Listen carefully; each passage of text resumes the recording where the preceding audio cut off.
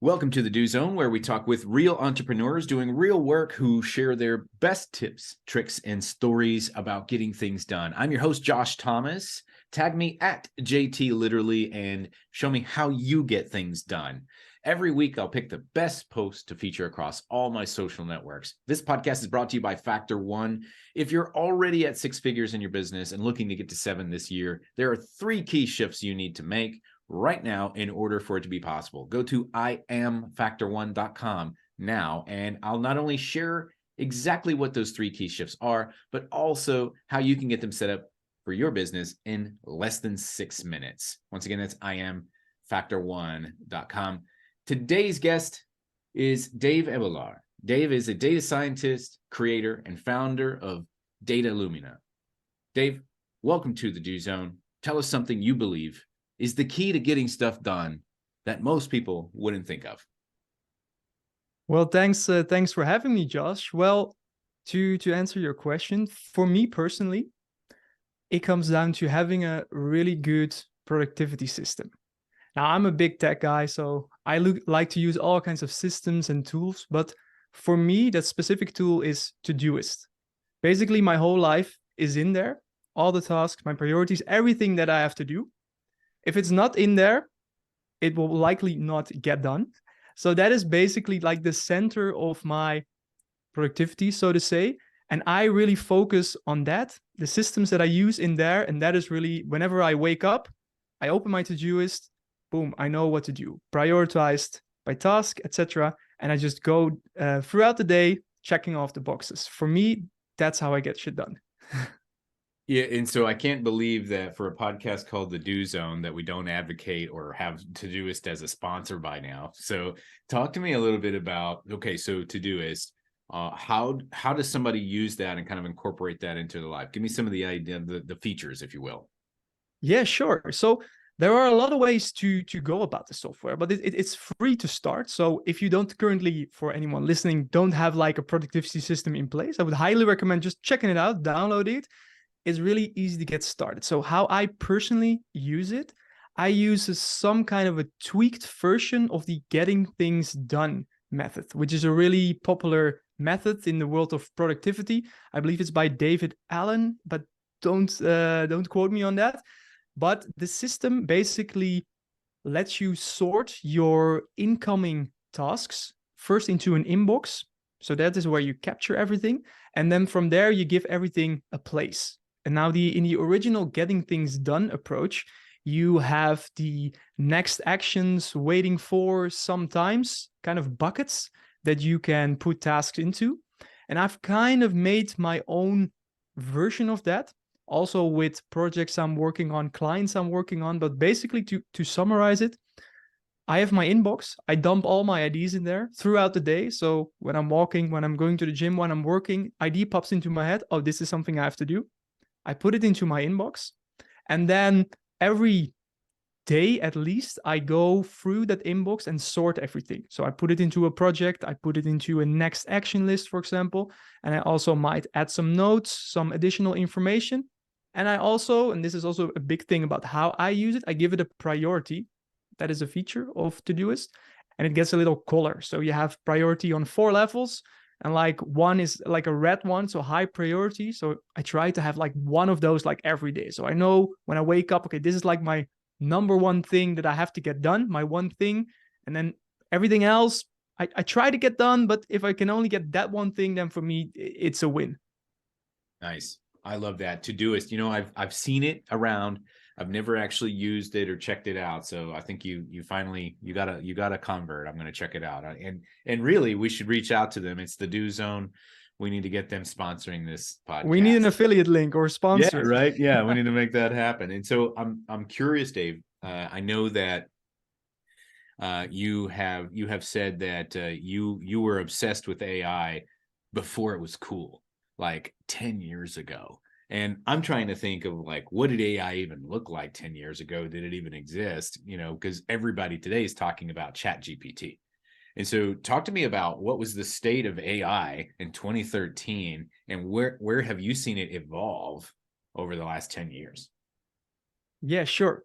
So yeah, AI, it's all the hype right now. Everyone's talking about it, but AI has been around since the 50s already. The 50s, the 60s were the first breakthroughs, so to say, in the world of artificial intelligence. And these were mostly just statistical models that now, with the help of more powerful computers, became smarter and had somewhat of a capability to learn on its own from data.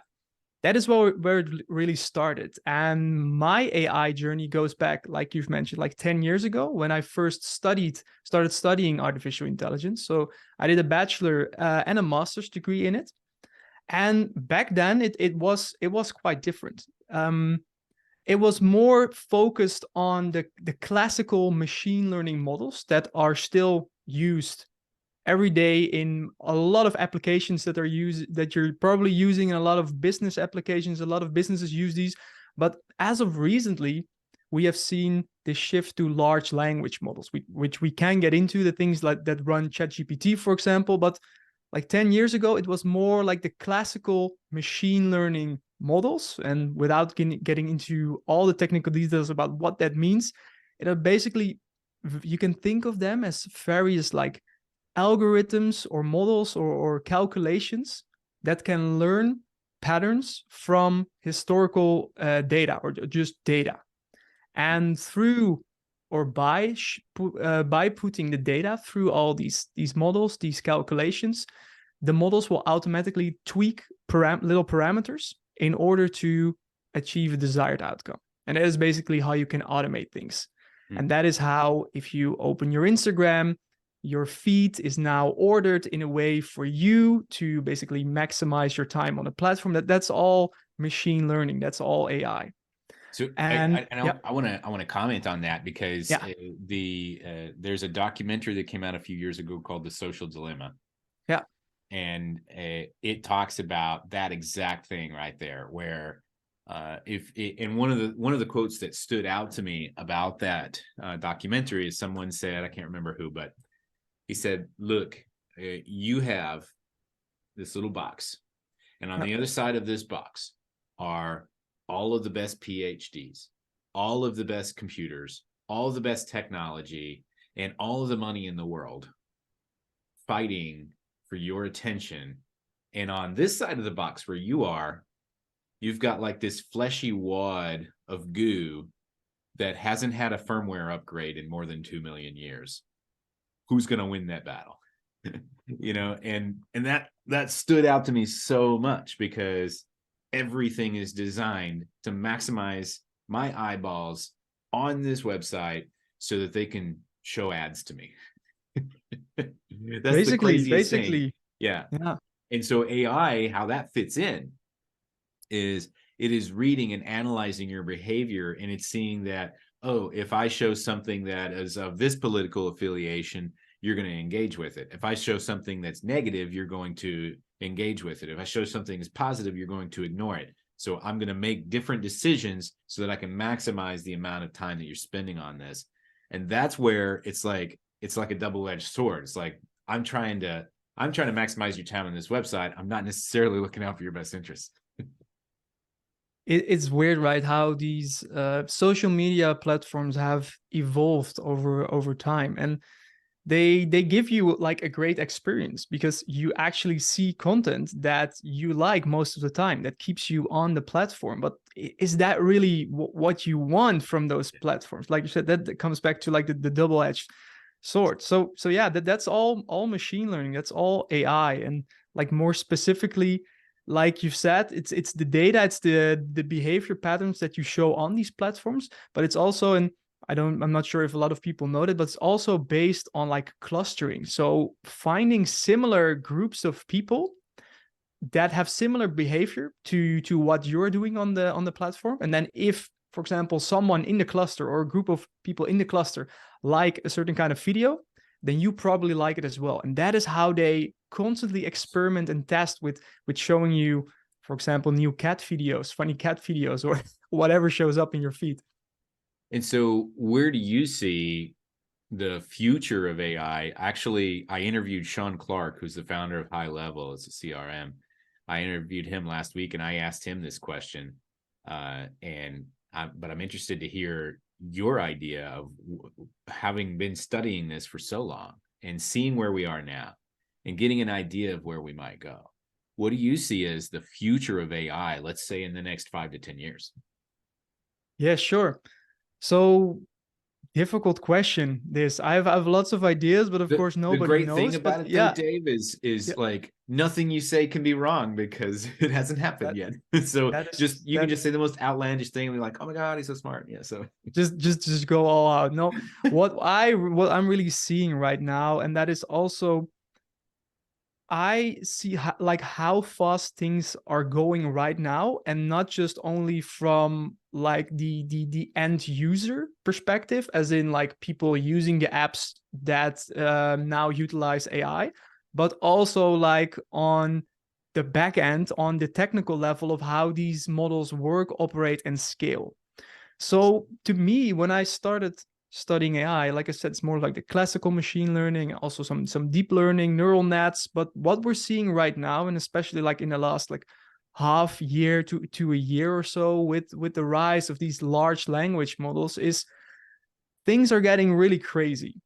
And GPT-4, for example, right now, the latest model of OpenAI, the company behind Chat GPT, that model is already at such a level to me of like you can call that, I think you can call that intelligence. And what we're seeing right now is, so this model is now out there, and it will improve and it will scale exponentially, because that is what will happen with technology like this. And what we're seeing right now is people and companies are trying to build their own like smart applications around this powerful model. And that is really where the power is, and this is also where the value is. So out of the box, this model is already very powerful, and you can kind of think of this like the internet, for example. Think of large language models like GPT-4 as like the internet. Like all of a sudden the internet was there, and it was crazy, right? So many new possibilities, so many new opportunities. But what really made like value, and what um what made like large businesses arise and grow, is basically what they did on the internet. So they created websites, they created applications, they created services. And that is what we're seeing right now.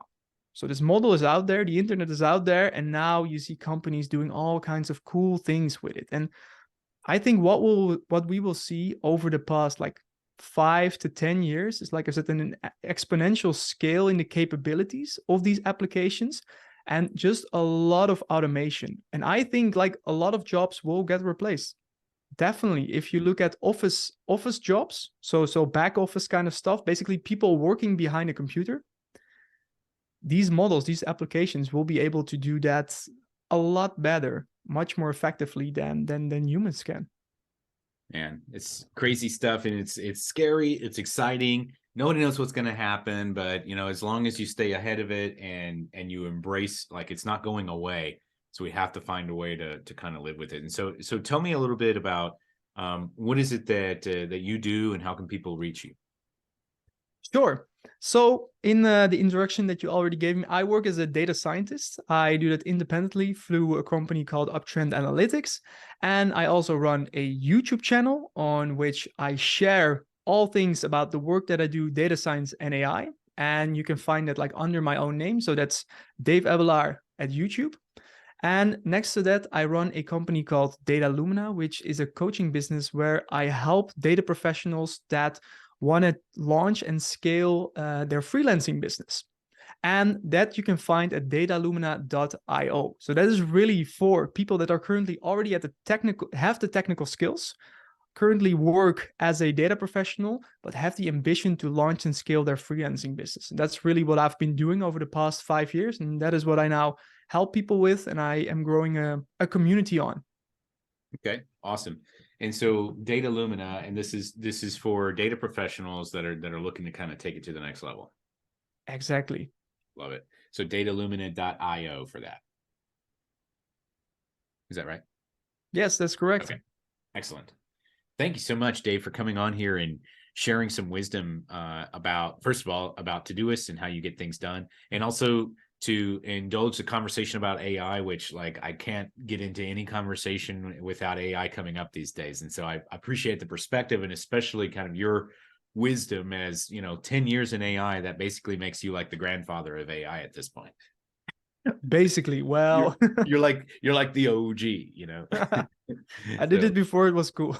That's right, before it was cool. So hey, we're gonna wrap up for now. Thank you so much to our guest Dave Ebbelaar for being on here with us. If you want to learn more about becoming a better data professional, you can go to dataillumina.io, and you can also find Dave Ebbelaar on his YouTube channel by just looking up his name, and that is Ebbelaar, Dave Ebbelaar. Thank you so much. And we're going to wrap up here. If you listen to us on your morning routine or your commute or your workout, be sure to snap a selfie, tag me at JT Literally. Tell me what you do in the do zone. And also, if you're ready to break the 7-figure barrier with your business, but you know what got you here ain't going to get you there, then it's time to make some changes, and we can help. Go to IamFactor1.com now for a special message I made just for you on the exact changes you can make in less than 6 minutes. Know this, you are Factor 1 for your own success. Now, let's get to work.